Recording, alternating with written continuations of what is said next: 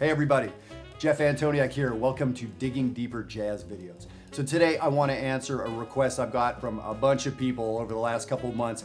Another video on triad pairs. Apparently y'all love triad pairs out there, and I see why. It's this simple arrangement of information that gets us so much more in our soloing. And of course, this is for all instruments. If you're a jazz vocalist or a trombone player or a piano player, whatever it is, this is for you. Now, if you haven't yet, you may want to go back and check out some of the previous videos that I did on triad pairs, just to give you sort of the setup on what's going on. So go back, look at those. You can see the numbers below, and we'll just jump in right here. So this particular triad pair is taken from John Coltrane. So a fantastic lick. It's got pretty good pedigree if it came from Coltrane. And this is actually from his landmark, fantastic album, Giant Steps, and a song that most of us out there, and by the way, I'm talking, as always, to the adult amateurs out there, to the semi-pros who are trying to put this stuff together and maybe don't have good information, or information coming from a million sources and you don't know what's right or what's wrong. This is what's right. You can tune in here. I'll tell you what's right. Okay, so Coltrane, that's all right. Now, Coltrane on this Mr. PC tune, and by the way, that's a song you should all know, Mr. PC, a great C minor blues. Right towards the end of his solo, 3 minutes in exactly, he plays this fantastic lick.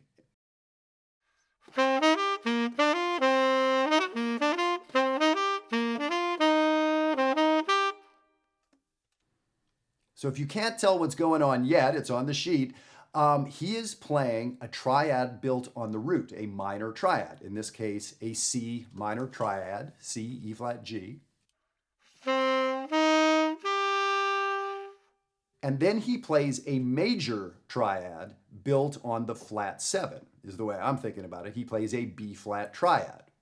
So how do I make sense of the B flat triad? I tell myself he's playing on the flat 7th of the C minor chord. So he plays a C minor triad and then a B flat major triad. You could say a major triad, a whole step down, whatever makes you remember it and understand it, fine by me. So that is what's going on, and he's alternating those triads.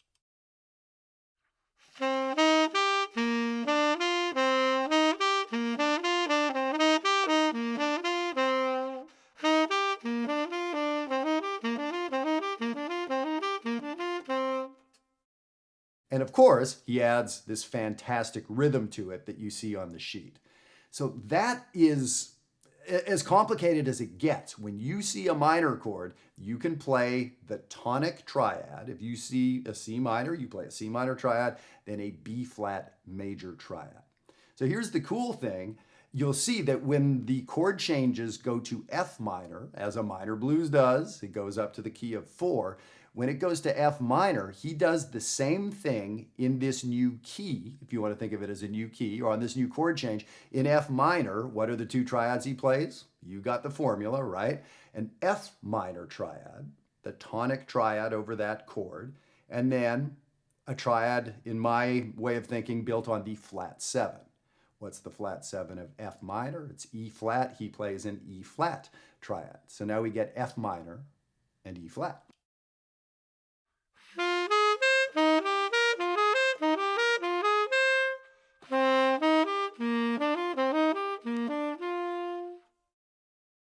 So that's a pretty slick sound, and you've heard it before. You don't have to have heard Coltrane playing this song to have heard that sort of sound before. We hear that chord change, if you want to call it that, 1 down to flat 7, in a zillion rock tunes or Latin tunes. It's, Coltrane doesn't have a copyright on that one, but wow, what a fantastic lick. So first of all, go back and listen to Coltrane playing that. Go 3 minutes into the track, Mr. PC, and you'll hear it.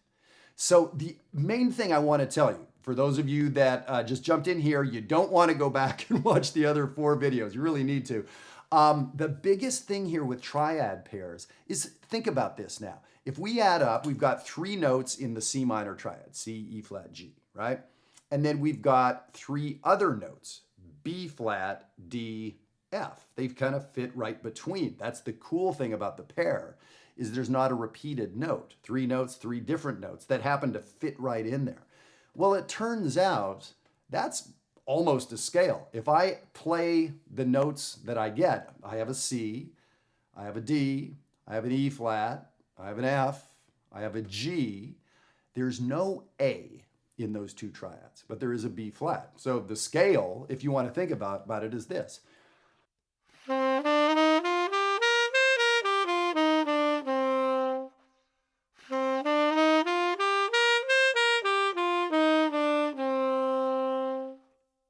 We do end up with that scale, but here's the thing. I don't want you to play that scale. That is basically a Dorian or Aeolian scale anyway. The point of triad pairs is to get us away from playing scales, is to give us an organization that's deeper than scales, right? It's like these triad pairs are words. I'm giving you words or phrases that John Coltrane said. Now, I guess what you could do is take 3 or 4 sentences that Coltrane said in the English language, take all the letters and go, oh, I get most of the alphabet, and now generalize that out to the alphabet. And now you can say, oh, Coltrane used the alphabet. That's not valuable at all. That's the exact opposite of valuable. It's the words that he said and the order that he said them in, right? So yes, it's interesting to know that these triad pairs create a scale or close to it, but that's not the point. The point is that we have these two triad pairs. Now, when you play them, you don't want to mix them, because as soon as you mix them, then you're at a scale. You've gone the wrong direction. So alternate them. So for instance, I'll alternate right now C minor triad and B flat major triad every 2 beats.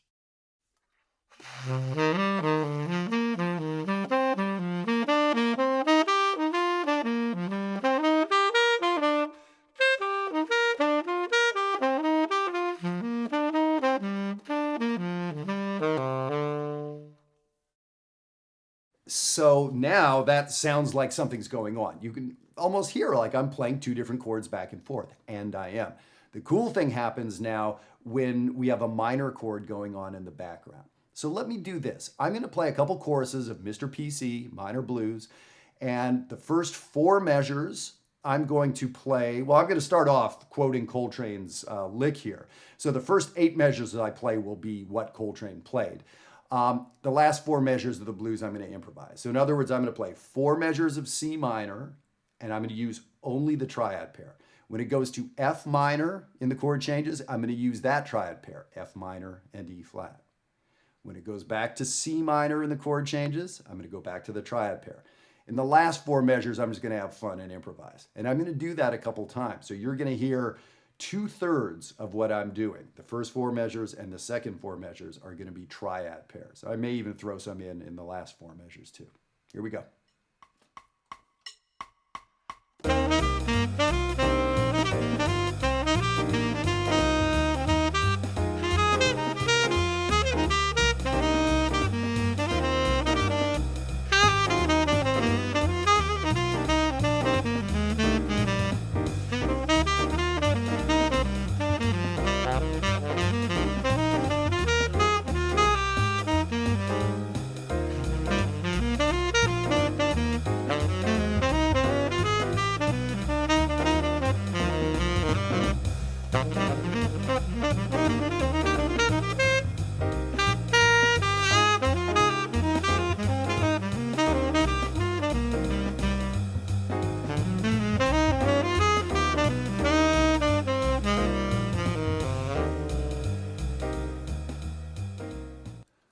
All right, so clearly there's a ton we can do with those 2 triads, and I was just messing around and inverting them around.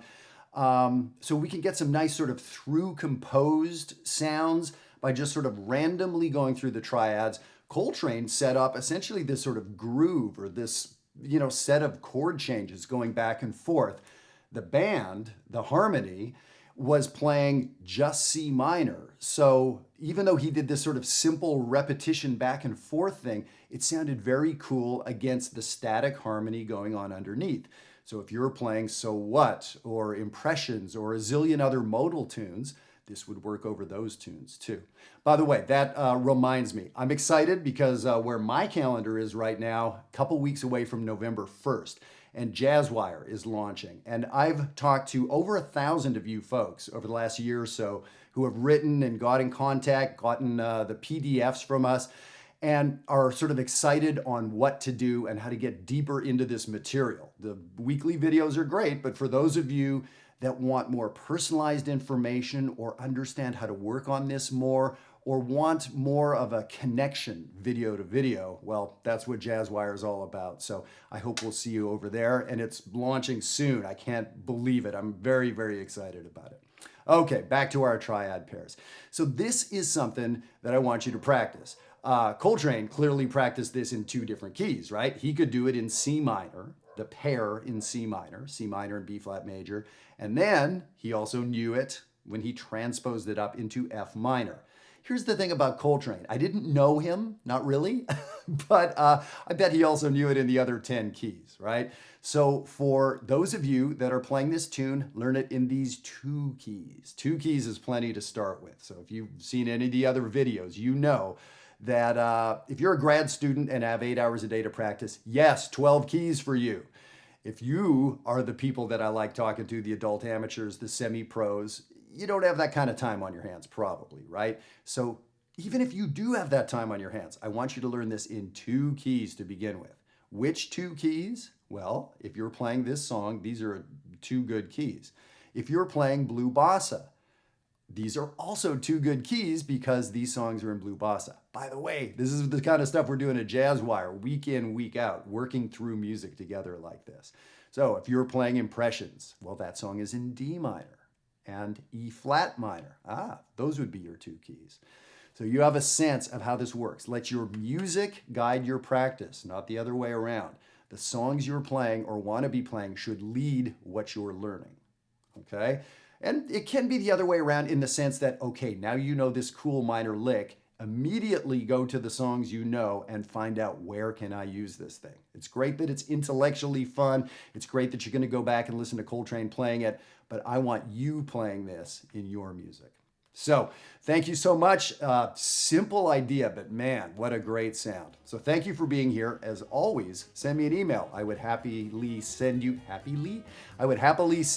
the PDF for this or any of the previous Digging Deeper videos, and of course, the 4 previous Triad Pair videos. Check those out. If you like this, you're going to love those. Thanks a lot, and I hope I'll see you down at jazzwire.net. Take care.